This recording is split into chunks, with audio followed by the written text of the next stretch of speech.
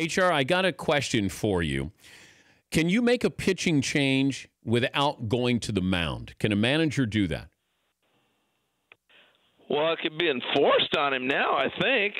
But I don't want to give up. I don't want to give up a trip to the mound. Can I just walk out and yell to my catcher to say to the umpire, or can I point to my arm to bring in the right-hander so I don't waste a visit to the mound? No. Once you make a pitching change, that constitutes a visit to the mound. What if I don't leave the that dugout? Happens in the backyard with me and Dan are playing one-on-one in wiffle ball. No. Fritzy, what did Major League Baseball say about this? Major League Baseball says that it does not count as a mound visit. Mound visits are counted when a pitcher is not removed from the game. What do you think about that, Harold? When a pitcher is not removed from the game, counts as a mound visit. Is that right, Fritzy? If you remove, yeah, I think they're saying that knowingly, that if you remove a guy from the game, he has been. Well, here's why you might say, I'm sorry, I still think it's a mound visit if you remove the pitcher. Okay, but if I do a double switch, does that constitute a mound visit during an inning? Yes, because if you're double switching with the pitcher. All right. If you're moving the pitcher in a new position, it counts as a move, and therefore the move is counting that. This is about time, Dan. We're talking about time of play. Oh, I know. All right, more than anything else. Let's guess what Harold is eating. Paula, you go first. Our side thinks it's an apple. Okay, an apple. Fritzy? Some kind of granola nutrition bar of some sort. Seton? I'm going to say gum. Gum. I'm going to go ice cube. Well, actually, it was gum because I had to freshen my breath a little bit because you can't go on Dan for Patrick radio with some bad breath, even if it's on radio. I had to freshen it up. All right, you're like Pink at the Super Bowl with the anthem. You know, just take the gum out. You take the gum out and then put it back in when you're done. Well, I already did, but Dan, okay. you're so good that you actually even caught that I had gum in my mouth. Most people wouldn't do that. That's good. Yeah. Thank you. See, that leads me to this point of the day. When Fritzy and fellas, look, when I first was hanging out with Dan Patrick here, and I was asking him, how do you do interviews? And he said the number one thing is listen. Yep. You have to listen to the person you're talking to. I've never forgot it. It's the greatest advice I ever had.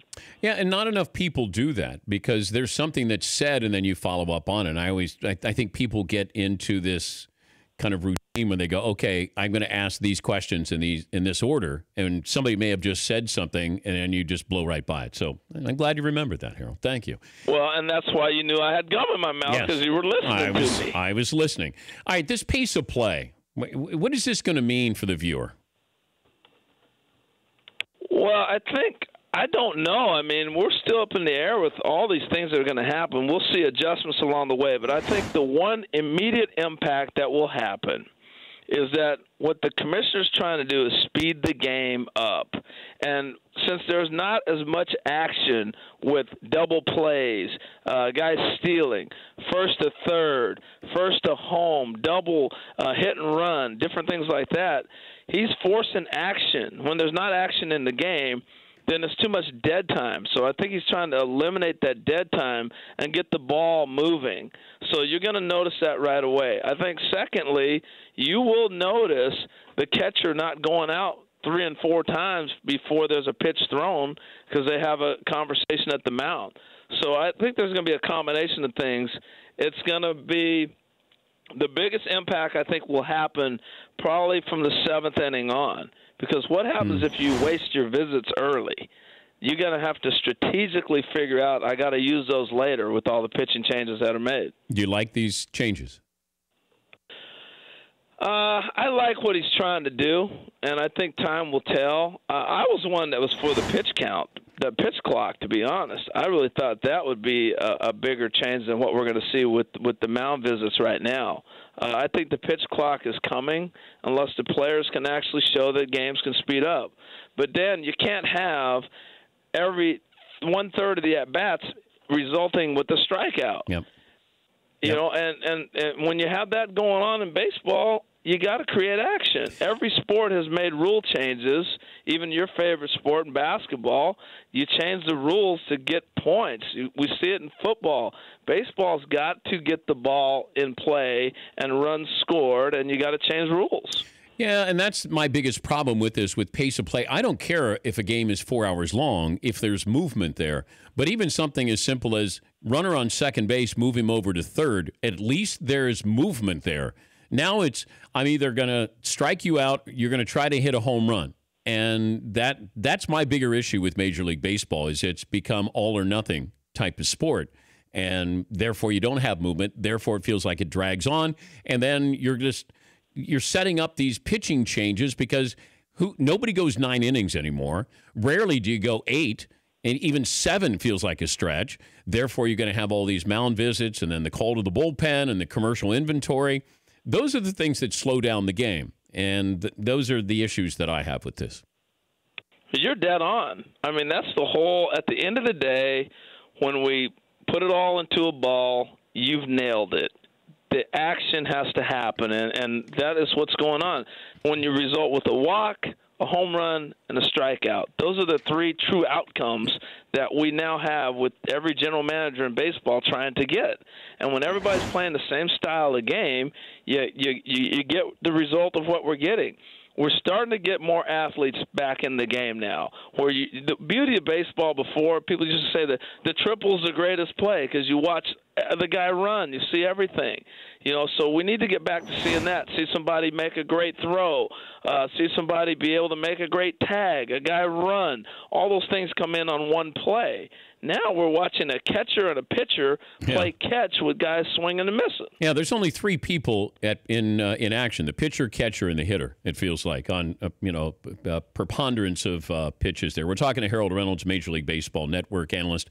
You're good friends with Alex Rodriguez. Alex, getting closer to maybe popping the question to J-Lo? I knew that was coming. I don't know. Tell you what, I'm shocked that they haven't known each other or met each other early in their lives. They are almost like clones. They're the same person. It's like Michael and Janet Jackson. I mean, they complete each other's sentences. They really are so much alike. It's amazing to me. Who's better looking? Well, that's J-Lo. Oh, okay. Come on, okay. Of course, it's close. It's close. Well, Alex, he's good looking, but J-Lo's at another level. Give me the story that we should keep an eye on in spring training. Everybody's talking about the Yankees and Judge and Stanton, which is a great story. For me, it's Shohei Ohtani. I'm sorry. That's the story in baseball. I want to see him pitch. I want to see him hit. And I'd love to see him do it in the same game and see what happens. How good is he? It's word of mouth and, oh, my gosh, this guy is going to be the next Babe Ruth. Well, he's not going to be the next Babe Ruth. But what are reasonable expectations as a pitcher and a hitter for him? Well, I think the one proven is the pitching side. We've watched that with a lot of the Japanese aces that come over, and they are as advertised. The pitching is legit. Okay. I think he'll blow people away. The offense is the question because we really haven't had a guy outside of Matsui, so to speak, that's had the power. But Ichiro, I remember Ichiro's first spring training, Lou Piniella was like, who is this guy? He can't even hit. What do we got here? He quickly found out that Ichiro could hit. Yes, he's flipping the ball. He goes out and gets 262 hits. So I don't know what Shohei Ohtani's going to do. I mean, you watch a guy take batting practice, you go, I don't know.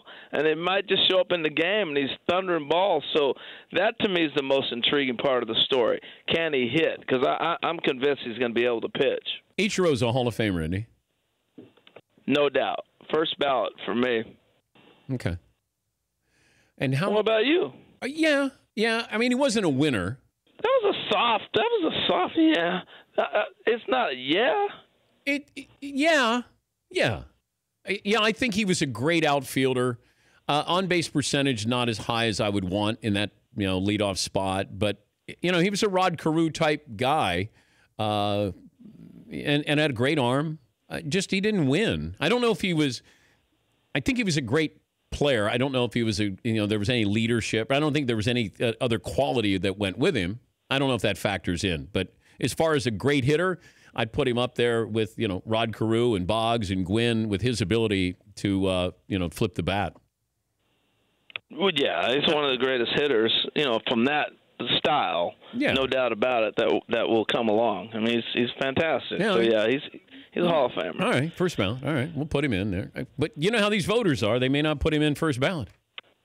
You never know nowadays. It's hard to see, define what a Hall of Famer is, but we'll see. All right. Hey, we'll talk to you down the road. Thanks for joining us as always. DP, you're the greatest, and you threw a curveball at me at the top, man. That ain't right. I'll talk to you later about that. I figure out that mound visit thing. See, I told Fritzy to tell you that. Fritzy, that's too funny. That's Fritzy, a good one. Now I'm being thrown under the bus. Did I tell you to ask? Yeah. I think you did. We don't rehearse stuff. That's what makes it great. Thank you, man. Appreciate you. Thank you, HR. You're awesome. Yeah, Fritzy, didn't I say to Harold? Just ask him. I don't want to. You did. Okay. And I forgot. to ask him. It's not. You I think I did? I forgot to ask him. I should have. Now we hung him out to dry a little bit. Okay. What is the official answer? Do I have to go to the mound to make a pitching change? The question I posed to Major League Baseball was, can a manager remove a pitcher without physically going to the mound to take him out? And the response was, that doesn't count as a mound visit. Mound visits are counted when a pitcher is not removed from the game. Yeah, but can I still replace?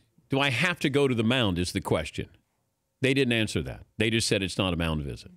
I can just see if I can get more information. I guess their point was it's a moot point about as far as the 6 per 9 innings. That's how they responded to it. All right. Yes, Eden. Man, all of a sudden this 6 mound visit thing just got a lot lamer then. It's like you could still take your pitcher out 6 times and visit each of them once. That actually, to me, that means there's 12 mound visits now.